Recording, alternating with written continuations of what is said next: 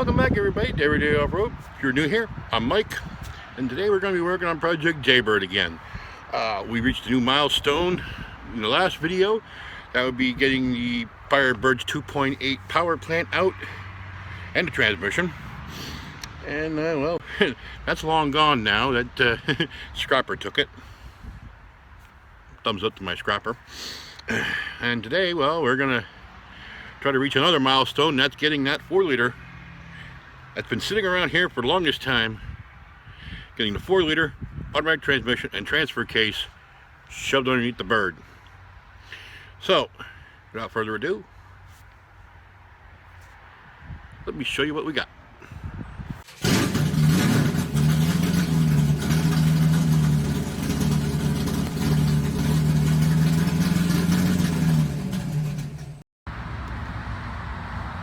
Okay, here we got our Firebird again. Now you notice I have a little bit different chain set up because the portion that I was lifting on was in the way. I had to get the sway bar out of the way too. So I am now up here, chained through the strut housings.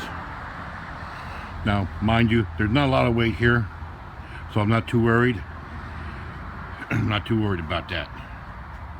What we gotta do is we gotta get this guy rotated 90 degrees and rolled under there.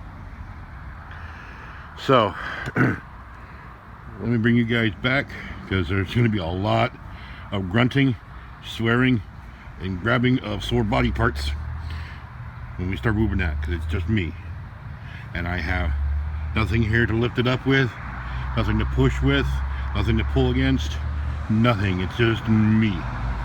So see you guys in a few if I can make my way back to the camera. Okay, all my hard work up to this point is paying off. The 4-liter is rolling really nicely. At some point in time I'm going to have to lose the rear rollers, but I'm not going to do that until he's all the way under, so I can try to level it out a little bit, because right now it's leaning like this because of the way the front casters are. But I thought I'd sorry, I'm a little out of breath kind of wrestling with this guy. So we got the bird lifted up a little more. I'm gonna have to probably go a couple more inches yet, which I think I'll do right now before I start rolling him underneath again. Get our gloves.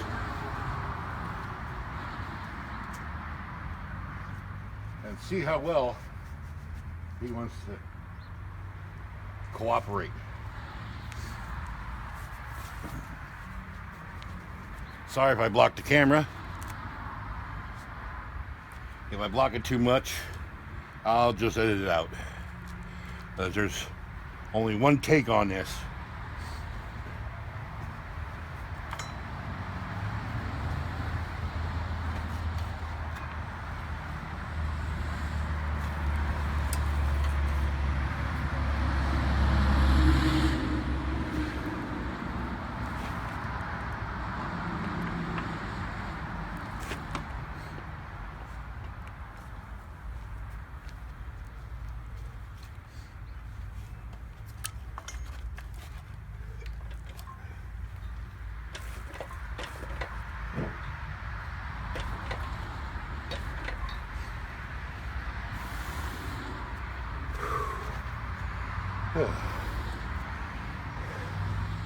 It's times like this that I regret getting steerable casters.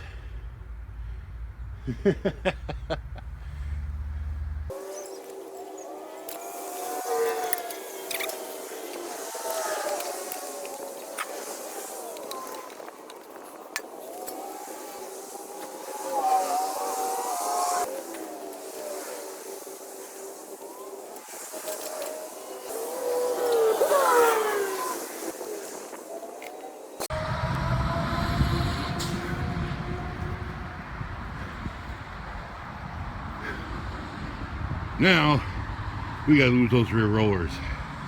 Let me take you over there and show you. Alright.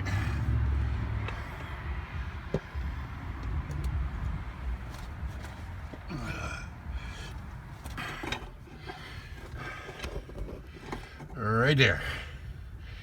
There's our clearance problem right now. So if we lower this by that much, we should be able to get it in here. So, time to lose these guys. Ow!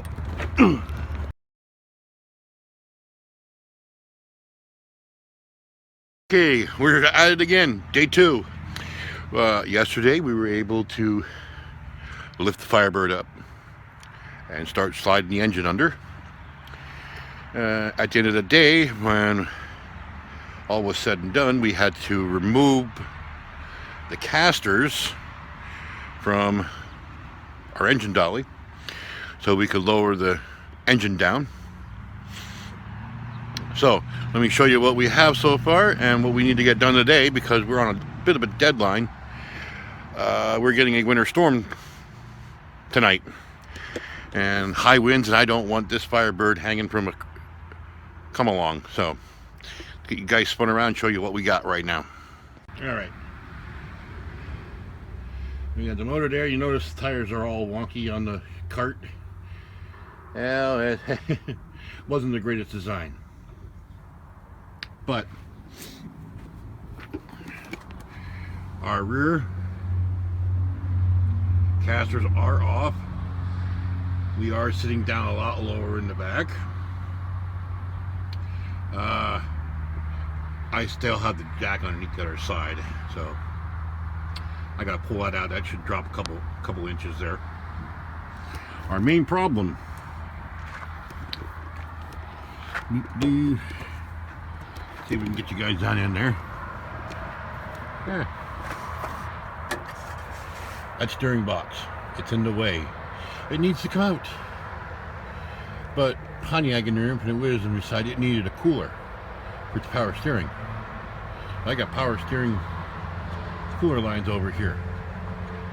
I need to get this box out, which should be simple 3 bolts, which 2 of them are right there, and the other one's up behind the wheel well.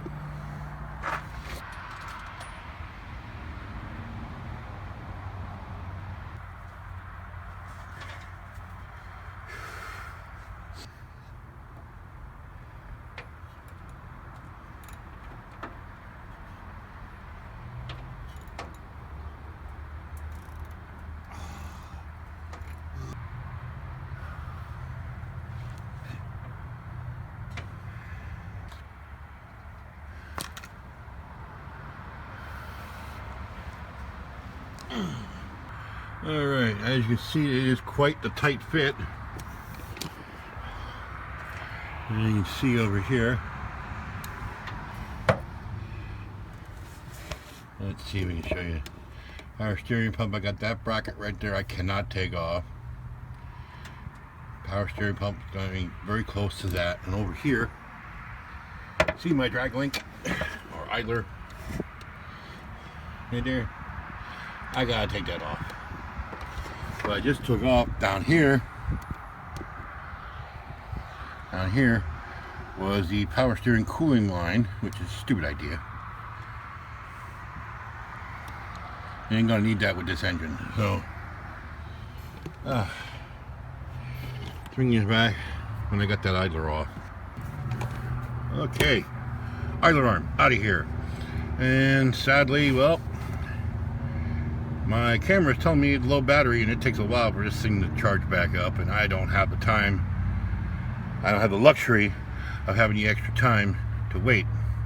I had to get this thing down. So I'm gonna turn you guys off, bring you back in a couple seconds when I have this thing down where it belongs. Okay, and here's what our hard work has led us to. I got my 4-liter in there. It's just kind of hanging there by my ratchet strap. The back is actually the transmission cross member from the WJ is still sitting on the ground, so this motor is kind of nosed upward. What we need to do now is we need to make new mounts for the motor. We cannot utilize the Firebird's engine cradle, as it goes right where the differential needs to go. It's taking up, it would be taking up prime real estate. Very much like the Jeep, this 4-liter will be hanging from the frame rails. Now, we will be using factory engine mounts. What I mean is these guys.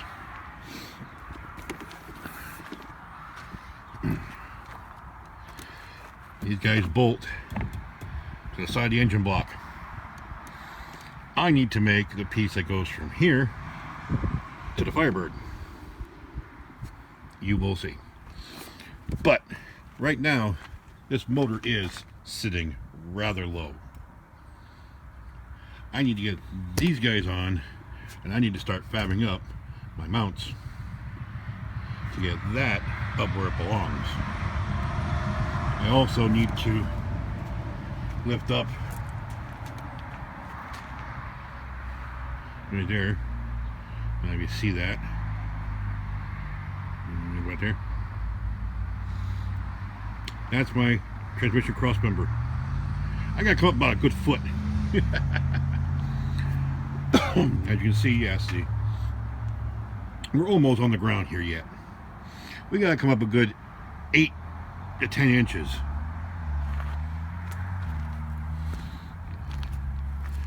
Now, as for the back this way, if you look down here, see the end of my fan clutch? I have about 3 inches there. The radiator sits in here, so I got about 4 inches of clearance. I can move this motor wherever I need to, which normally the oil pan sump sits behind the axle center line, which I'm kind of there. If anything, it can go back that way. And I think I have enough room back here on the back side, but it's gonna be hard to see with the shadows. But a lot of that's going to disappear. A lot of that's going to disappear when that tail shaft of the transmission and transfer case come up. So, you know what? We're going to make this the end of part 1. Stay tuned for part 2.